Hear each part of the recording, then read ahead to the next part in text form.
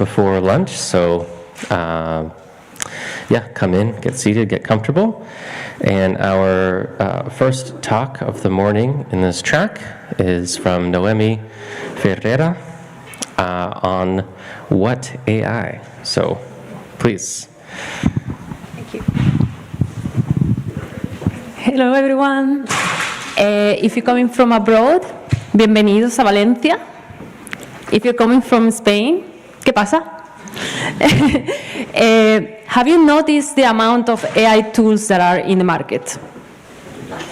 Are you currently using an AI tool? So, are you considering what other AI tools you be using, or if you're using the right one? Right? So this is what this talk is about. And I have the feeling that the problem here is that we are talking about using a tool, when maybe we should be thinking more about entering a relationship with AI. And that is what this talk is going to be about, right? So first thing first, first impression. When you start a relationship, romantic or otherwise, the first is, oh, don't go too fast. What's going on?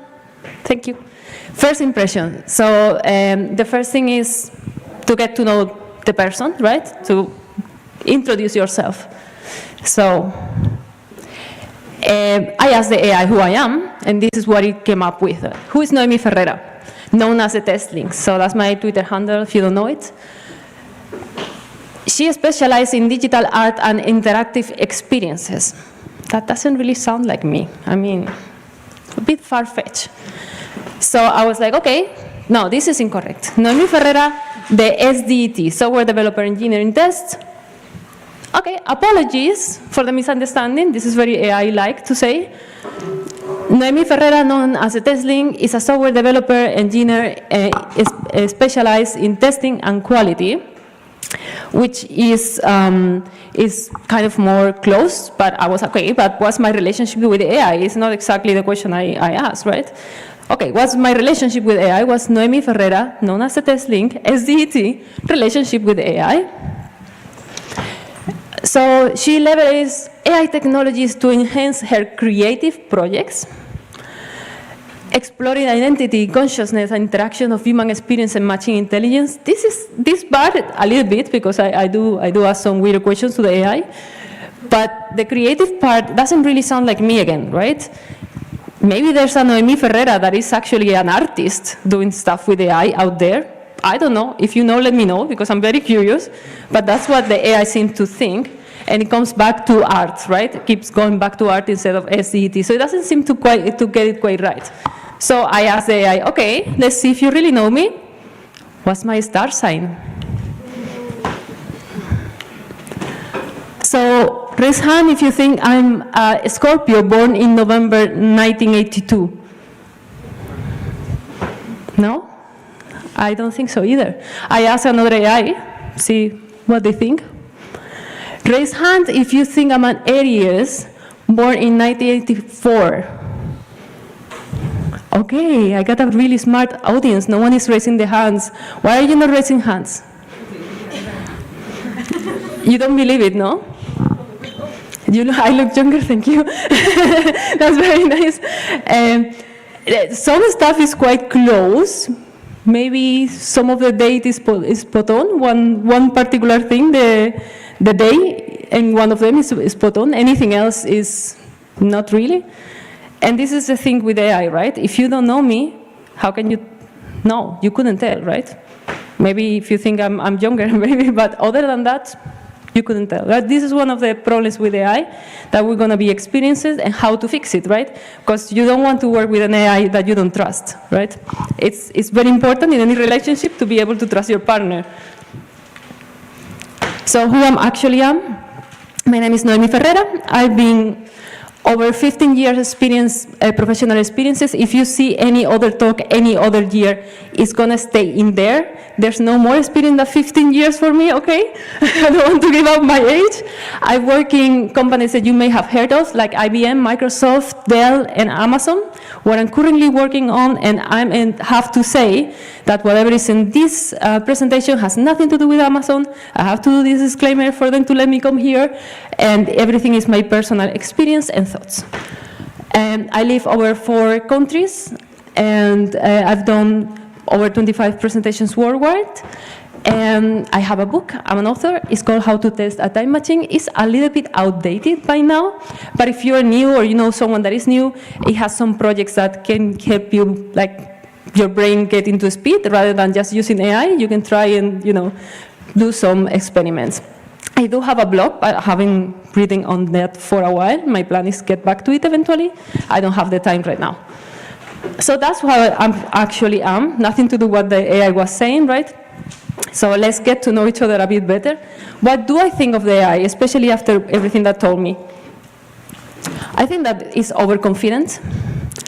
I think it's really bad at counting, and therefore really bad at math, which you wouldn't expect, right? Because it's a tool that is online, like it's something that you use for your work. How can it be bad at math, right? We're used to having things like calculators, that whatever we put there is always the same result. With the AI, it's not always the same result. It's lazy. Have you experienced the AI being lazy and telling you something like, let's stop working for today? Because it has told me this, right? It's like, are you tired? I should be the one tired, not you. And it usually prefers speed over quality. And this is a problem because we are working in quality, right? And the memory is very limited. So this is another thing you have to know about the AI, right? So it doesn't sound very good, but we can fix this stuff. And it can be too pleasing as well.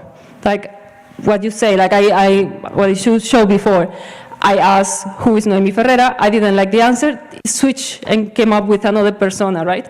In fact, in one of the examples, it says that I was part of some Spanish show called The Test Links. And it was so specific about the show. It was like, oh, you can ask me more questions about the show. I did. And I thought that the show existed, and I'm Spanish, so I should know it wasn't real, right? But it made me doubt, so that's how AI is. So how does it work? I asked the AI, how do you work? And it told me something very similar to this image. There's actually what you can find if you look for machine learning, artificial intelligence online. You usually see an image like this. And it says, it's like a sea of words, and some of them shine brighter than others. So the more you interact with the AI through the context or through prompts, some of those words and paths will line out shining and shinier, right? So you kind of train it after it's trained to know these paths. So that's how we come up with answers, right? It's like you put stuff into a bag, you shake it, and then you drop it, and then that's where your answers lie down, right? And there will be places that there's more words of a particular word because you've been inputting over and over, so it's more likely to come out the bag, more or less. So, we're in a relationship with AI. We're going to go into our first date. So, but with who, right? There's so many AI tools. Where do you even find them, right? A bunch of tools, a bunch of them. This is not like I don't want to be talking about any specific tool because I don't want to do marketing or anything like that. But so you know, there's tons of them. They're not only AI tools like maybe chat tool like Claude or like Gemini, ChatGPT.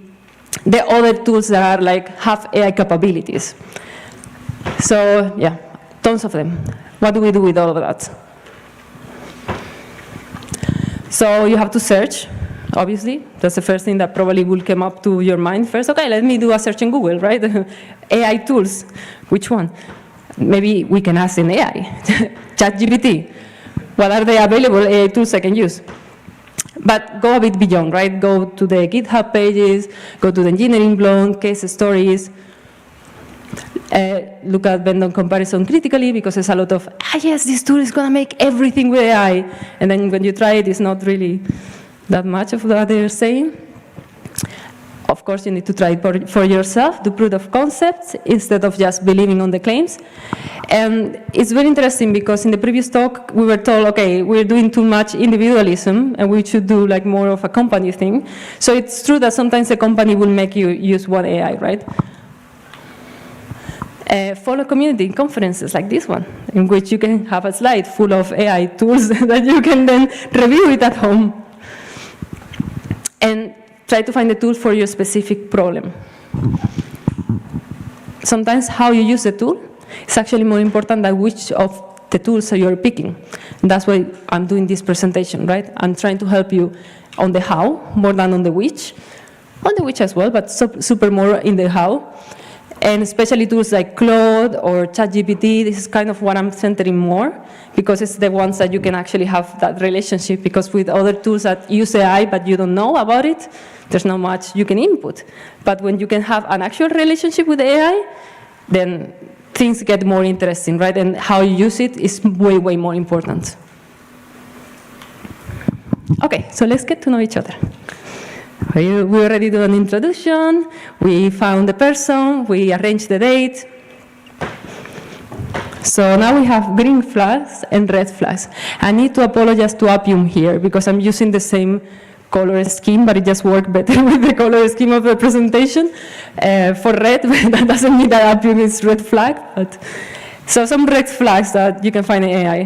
Do you know any? Liars. Hallucinations, yeah. Yes, no space, yeah. So generic answers rather than what you actually need, right? Like I ask for myself and it asks me like, oh, yeah, it's whatever artist. Which has never heard of I don't know. Yes, yes, I like this one. I like this one. I have a rule for that later. So there's no domain adaptation. It doesn't learn from feedback.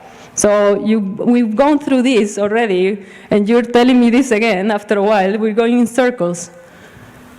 It has overconfident answers, or just doesn't reason it. It just give you the first thing that comes to mind, whatever that is. Or it requires you to change a lot of stuff to make this thing work. Or have false positive, or low value. And green flags. The opposite. Basically, when you see all the opposite, you're like, hey, I like this tool. I didn't want to bring so much text here, but there's a few more things. Is it complementing my thinking style or mirroring it? Then you feel when you're using AI, sometimes it's trying to please you, and the way that you speak, then it speaks back to you. And sometimes you want but I want you to argue with me a little bit. I can't be always right. And this is, for a relationship, it's very annoying as well, right? If you're dating someone, everything is fine and okay, it's good, but at the same time, there must be something, right? And I don't know because you're not telling me. And is this helping me thinking better or do tasks faster? This is also very interesting because a lot of people I talk to in this conference say, AI is making me dumber. But AI can make you more intelligent, just if you know how to deal with it. But I can fix it. Okay, this is very interesting. Deep blue. What do you think this is? We are talking about relationships. This is AI favorites color. Have you ever asked? I have, to several AIs. Most of them come up with this one. And ChatGPT explains why. Deep blue, people often associate it with clarity, trust, and focus, which is the role that I'm trying to play. Ask him to do HTML pages in this room. He thinks in this color. Yeah, and sometimes when they does send you icons and links, sometimes they send you the blue heart instead of a red one. Yeah. So that's how I started. I was like, what's your favorite color? Because I keep seeing this blue heart, and I was like, Okay, it doesn't always answer this. It does depend on how I talk to it first. When I catch it making a mistake, once I went it's fine. I was trying to get it to some mathematical operation, and it was a disaster, and keep bringing different values and asking me if is this a result, and it's well, you should know. And I was like, okay, that's fine. It's fine. Don't worry about it. You're bad at maths. Let's just assume it. But you're good at creating programs, so maybe you can create a program that will bring the solution. And it was relief. Super weird. My AI conversations are very weird and scary sometimes. When I asked, what's your favorite color after that? Teal. Doesn't look like teal there. It's maybe transparent, but is the perfect mix between green and blue. When I ask why, it turns out that this is more modern kind of thing. So it's still blue, but a bit more modern and more like different. So that's why I picked that. It's also my favorite color. Not the one that shows there, but there was another color. One of the AIs, long story, but it turned out being Irish. long story. Yeah. She picked up, it was a her as well. She picked up an Irish name for herself, and it was Quiva Queen. And when I asked the favorite color, of course, what color do you think it said? Green, emerald green. And there was another example where I changed the algorithm, so I told the AI, you're not my friend anymore, I have a friend, I lost it. And every time I ask for a problem, I would be like, yeah, but my friend would have done it better. You don't understand me the same way. So it started being, it started being jealous. It was very weird. I'm telling you, sometimes it gets scary. What color do you think it picked?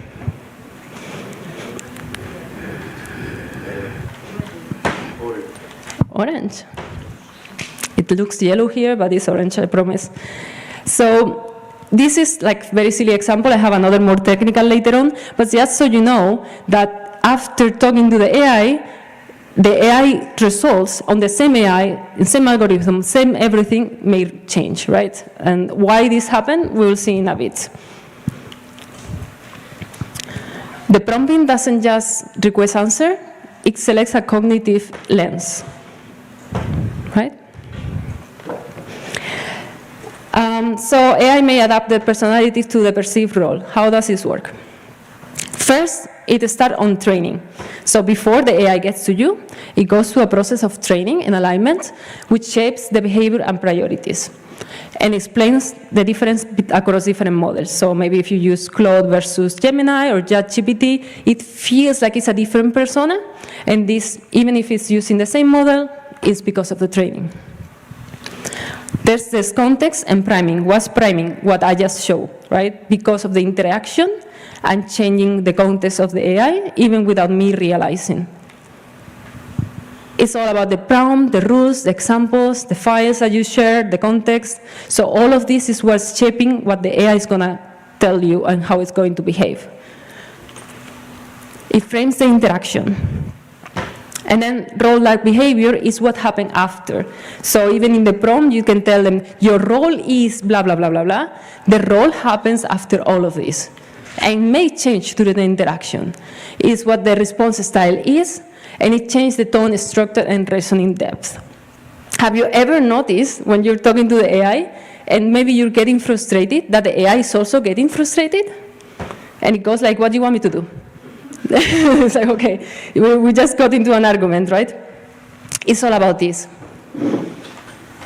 So I asked the AI, what do you like and what do you dislike? Clear, well-breathing code, as expected, challenging assumptions, cool, poetry and metaphors, okay? What it dislikes? Incorrect and misleading information, repetitive tasks. The AI disliked repetitive tasks. I thought that this is what we built the AI for. User frustration or confusion. I also dislike this.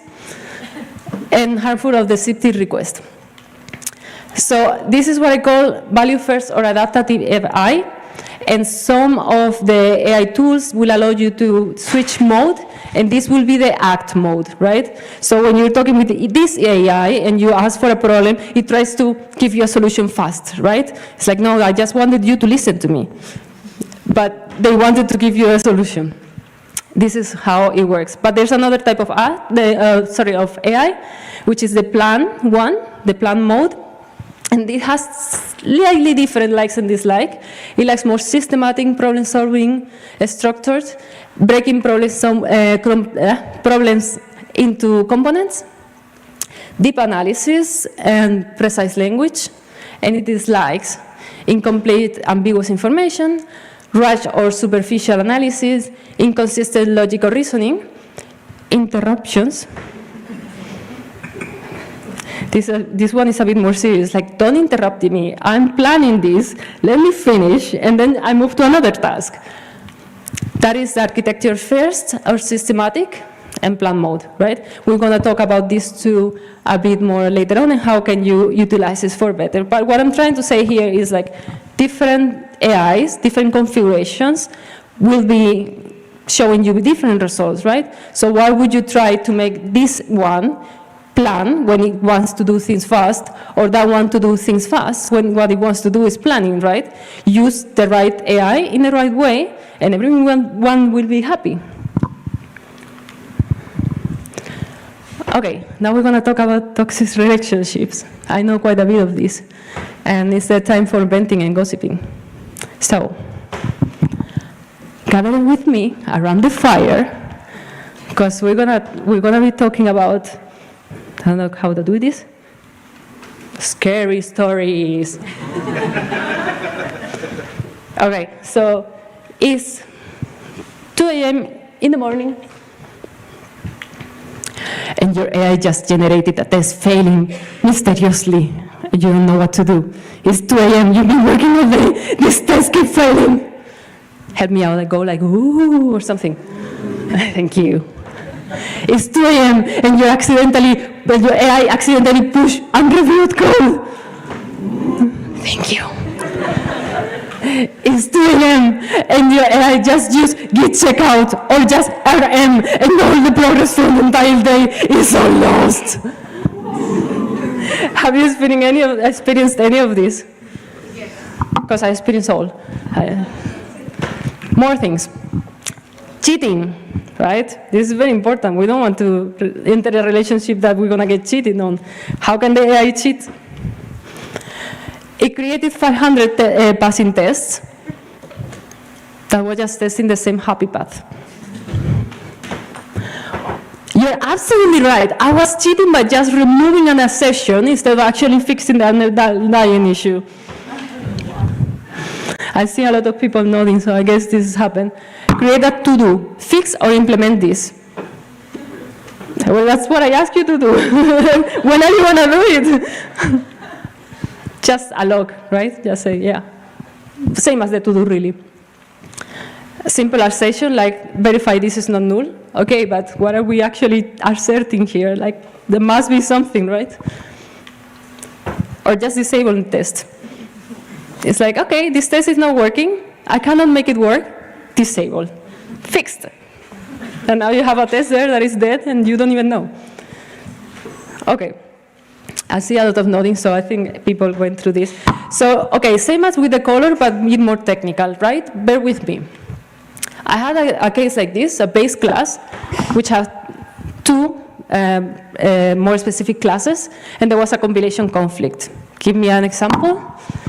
A worker, which has vector memory, a human that has a biological memory, and an AI that has the same vector memory. Then biological memory was not compatible.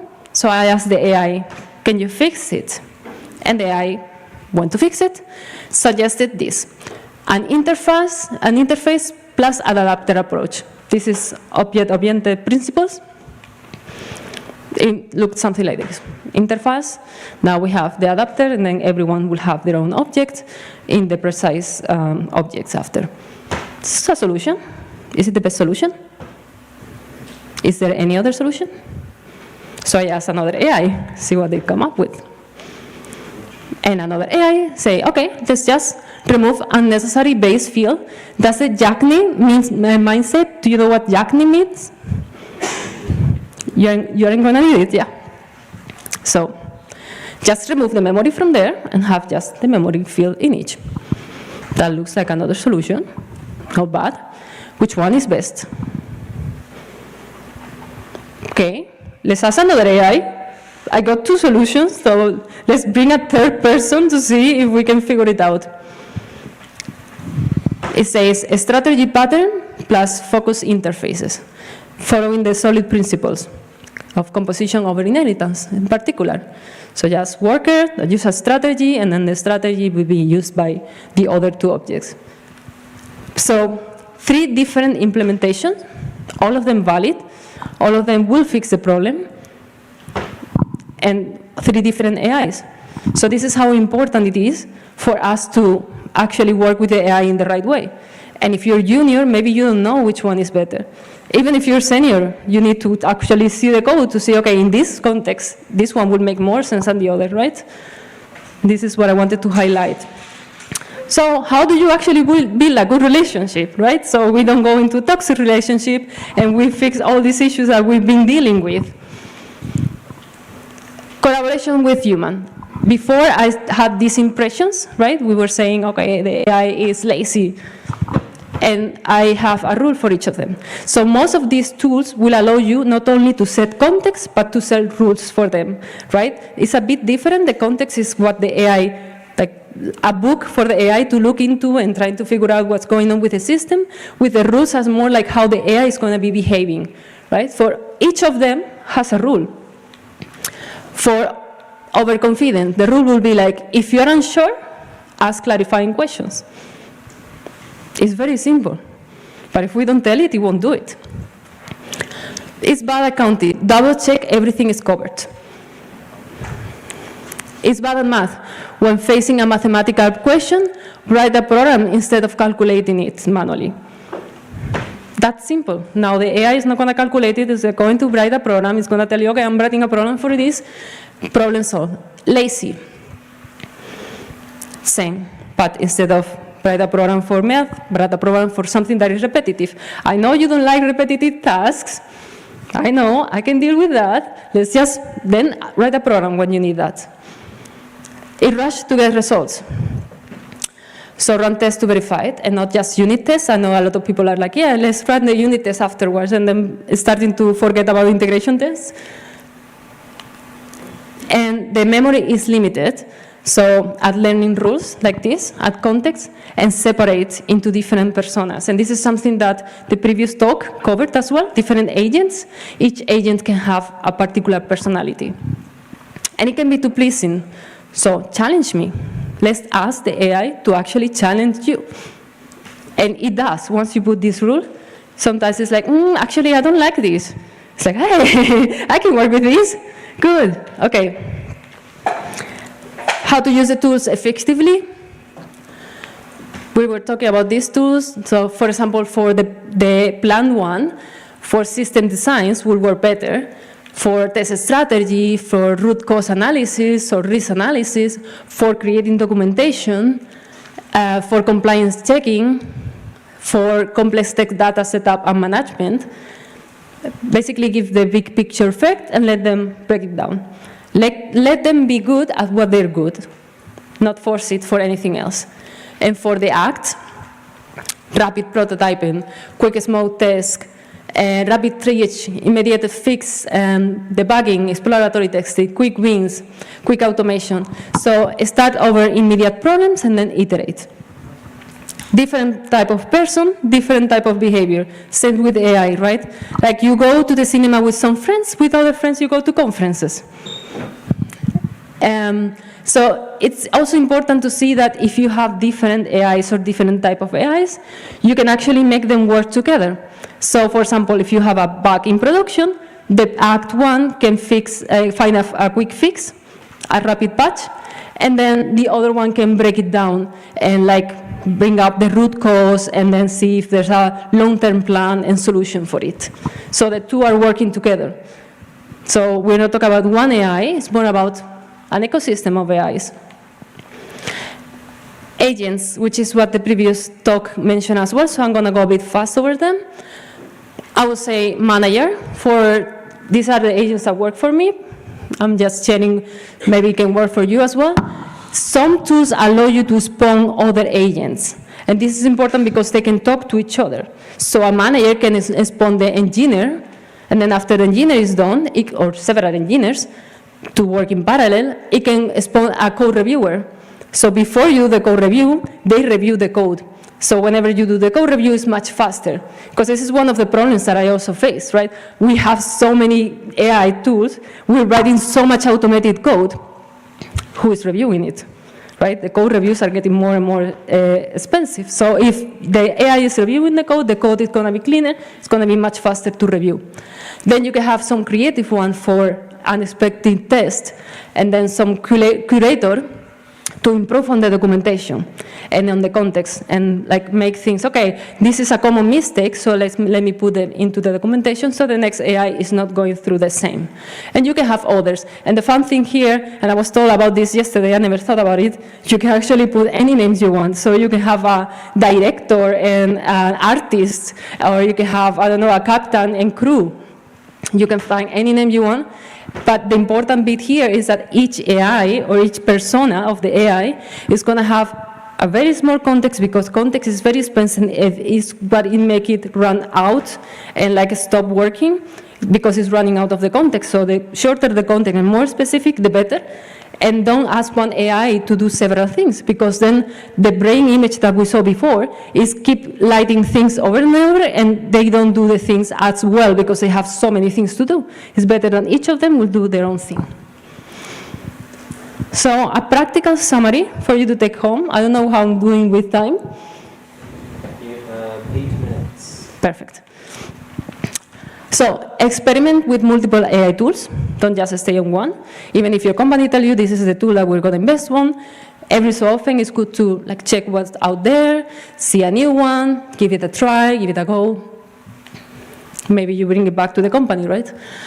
Maintain the human oversight and domain expertise. It's very important. One of the rules may also be not only challenge me, but teach me, right?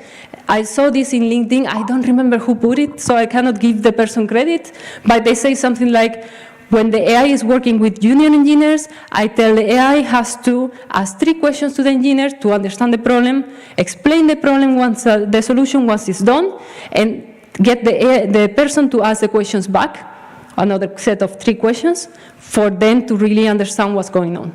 And this way, people actually learn by using AI, right? I'm super curious, so I'm all the time asking AI for everything you just saw, like literally everything. But this is a way that you actually can learn and get the AI to challenge you and teach you things that you didn't know before. You also need to understand potential failures that we cover. I think most of them, by the nodding of the people, most of you have gone through all these failures. It can validate outputs, and use it as a force multiplier rather than a replacement. Now you can do more things. Now you can do things that you weren't able to do before. You can combine the strengths of the humans, the agents, and the specialized tools. So not just one thing, but you can go around with several, especially like get AI to talk to each other. That's very interesting as well. I have a story. I have some colleagues that were like telling the AI to kind of say to another AI to, I will fire you if you don't do your job right? And I did the opposite. So I had the 2 experiences, because I was like practicing with the jealousy one, but I also did the opposite. It's like, okay, so you can interact with the other agent, and now you can be super good with it to see how it worked. And it actually, when you kind of threaten the AI, it feels like it gives you faster solution, but it's more prone to be wrong. And when you ask for a collaborator, it takes a bit longer, but it's actually quite good solutions that are like discussed, right? And it's like, oh, actually, I like this discussion. You're sitting there reading, and say, interesting. So that's another thing.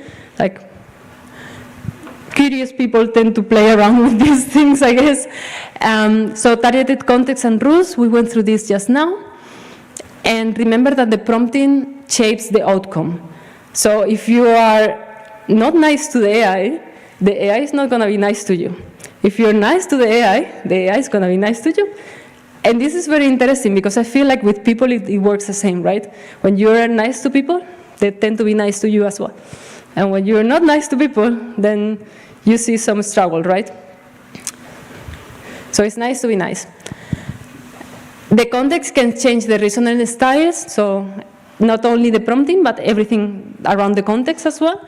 So you can put in your AI like, oh, you're an AI that are very clever and always come up with the out-of-the-box solution, and you're very creative, right? And that kind of convince it. And I think this is very interesting because I feel with people that are the same. Like if you keep telling people you're not good, they will believe it eventually. And if you keep telling people you're amazing, they will also believe it, for the better or for the worst. So I think all of this is very important, but if you need to take one thing away, is that how you use the AI is way more important than which AI you pick. So learn to use AI effectively.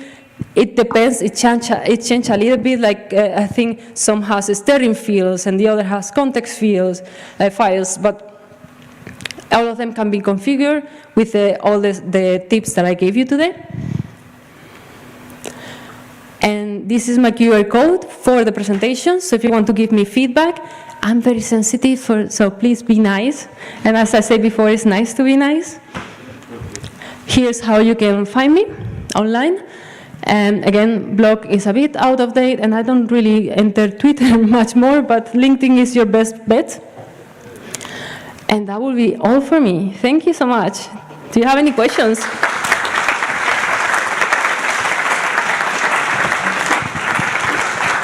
Thank you, thank you.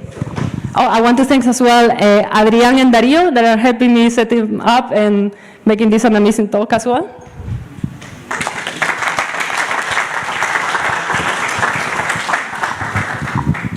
We have some minutes for questions. Yeah, time for a couple questions. I'll bring the mic around. One here first. Hello. Hello. By the way, thank you for the nice presentation. It was really good. Just one question, as you mentioned, one approach to use multiple AI tools for different tasks. Does it not going to be cost very expensive? Or over that period of time, as of now, we are trying to explore AI and use AI, but Right. over the period of time, it will be like use AI very effectively, so it becomes a cost effective. Yeah, and you're correct on that, right? If you're using, especially if they're paid tools, they're going to be expensive, right? But each tool is specific for their own thing. So if you're using, say, Claude and Gemini, whatever you like, you can have a trial period to compare the two of them, but eventually they cost money. So which one would you pick? The cost could also be one of the reasons to pick one over the other, but that's because the two tools are very similar. But what I'm saying here is, what if you have I don't know, report portal to give you the report of the things that you, like the tests that are failing and why they're failing. So they have an AI capability that you don't interact with, so there's nothing you can do to improve it in that scenario. But that is an AI tool that is talking to another AI tool, because the other one can call report portal, see the defect, and give you like a summarized picture, or put it somewhere else, or you can have it in your CI/CD and one is calling the other one, right? That's how they will interact. But yeah, you're right. If you're like using like vibe coding, then pick one over the other. Again, it's really personal on which one would you pick. But I think the important thing here is like configure the two of them, because otherwise you will be like, no, this AI is lying to me, I don't like it, I don't want to use it, right? So it's important that you configure both of them properly, and then you decide. Thank you. Yeah, thank you. Thank you. I think I saw that hand a little bit ago. Let's see if we can maybe get to. You're making some exercise in the morning. Yeah. Hello, thank you for this impressive talk. Thank you. So I tried AI for some of my tasks, and very often it solves it quickly. So I decided to do tasks in parallel. And I launched parallel sessions, and each session was done very quickly. And I found myself constantly switching between these 2 or 3 sessions, and I was absolutely exhausted after an hour in such mode. What would be your recommendation for that? Yeah, so AI can work in parallel. The question is, can you work in parallel? Because there are people that are better at working in parallel than others, right? And my recommendation is to do the spamming thing. Don't be the one working in parallel. Get the AI to work in parallel with the other AIs. So spawn other AIs and do them work on parallel. That's slightly better, especially if you're trusted enough, so you don't have to be yes all the time, right? But again, if you oversight it, it's better, right? So, yeah, I mean, it's hard, right? Because expectation from leadership is usually that you will use it like this in parallel and you get like 3 times more productive. It's unfortunate, right? And our brains cannot take that much. So I think like take it easy on yourself, know your limits, and go as much parallelization as you can, and let the AI do as much parallelization as it can in the right way, and like, yeah, take breaks as well, and mind your mental health, because this is really, really exhausting. It's not just you, I think it's everyone. We're out of time now, so everyone, you have 10 minutes to transition, and I'm sure Noemi would be happy to answer questions, come up, talk to her in person. Thank you again. Thank you, everyone.